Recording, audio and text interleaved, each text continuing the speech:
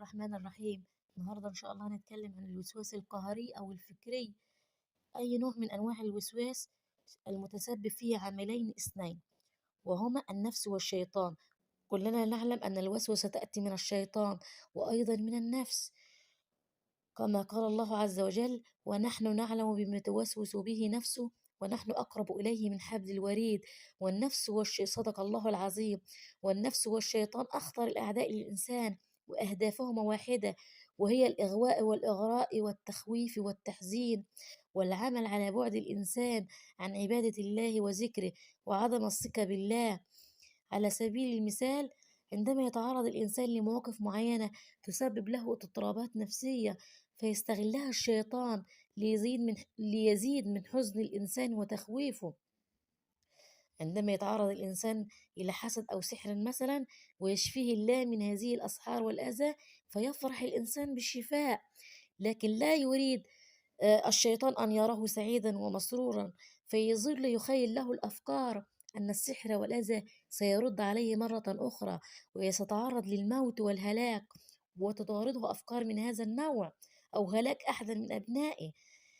فتطارده أفكار من هذا النوع لكي يظل الإنسان في حالة من الحزن وإرهاق وعدم الثقة بالله، وينسى الشخص أن الضرر بإذن الله، وأن الله هو الحفيظ. وهذا من أهداف الشيطان، أن يفقد الإنسان أن يفقد الثقة بالله، أن الإنسان يفقد الثقة بالله.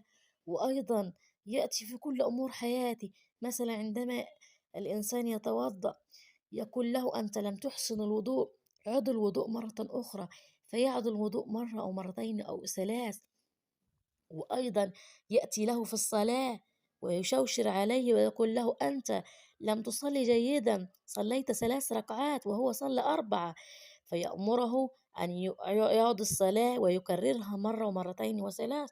وأيضا يأتي له من باب الأمان: أنت لم تغلق باب المنزل جيدا، فيأمره أن يتأكد من غلق الباب.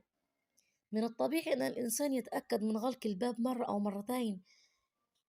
مرتين، لكن يطلب منه الشيطان أن يتأكد مرة ومرتين وثلاثة، ويحدث له وسوسة ويكون موسوس، فيقوم ويتأكد من غلق الباب أكثر من مرة ومرتين وثلاثة.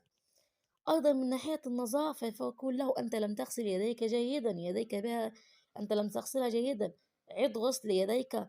يعد غسل يديه مرة ومرتين وثلاثة. وأيضا الأشياء، أنت لم تقوم بنظافة الأشياء، فيعد ويكسر من نظافة الأشياء أكثر من مرة. وهذا من أجل إرهاق الإنسان وإتعابه. عندما يأتي لك الشيطان ويطلب منك مثلا تكرار الشيء، لا تقم بتكراره. لو أردت الانتصار عليه وعدم الاستسلام والخضوع لأوامره، لم تكرر أي شيء قمت بفعله. يقول لك مثلا: أنت صليت 3 ركعات، عد الصلاة، لا تعدها. حتى لو صليت 3، لا تعد ولا تكرر الصلاة، ولا أي شيء قمت بفعله لم تكرره. لا تكرر أي شيء قمت بفعله، لا تكن رهن طوعه، في ذلك قد تكون انتصرت عليه. ودائما وعندما يأتي لك بأفكار تحزنك وتقلقك، بأفكار تحزنك وتقلقك وتخوفك من المستقبل وغيره، اذكر الله واستعذ بالله من الشيطان الرجيم. لأن فعلا الشيطان عدو للإنسان، يريد أن يرهقه نفسيا ومعنويا وجسديا، فلا يتبع وساوسه.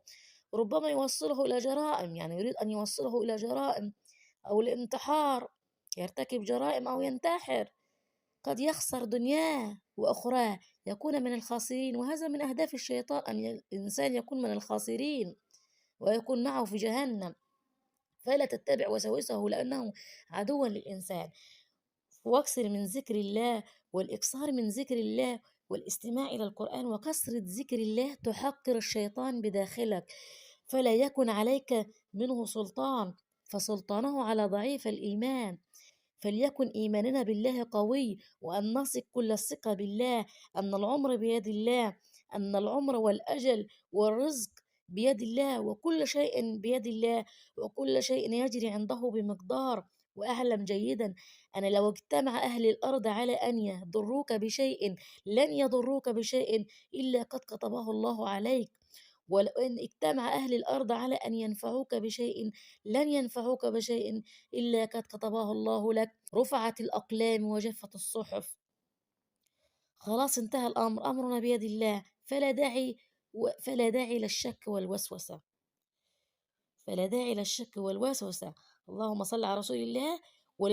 ولمن أراد العلاج من الوسواس القهري نقدم لكم المساعدة والعلاج، وجعلنا الله سببا في شفاء جميع مرضى المسلمين. والسلام عليكم ورحمة الله وبركاته.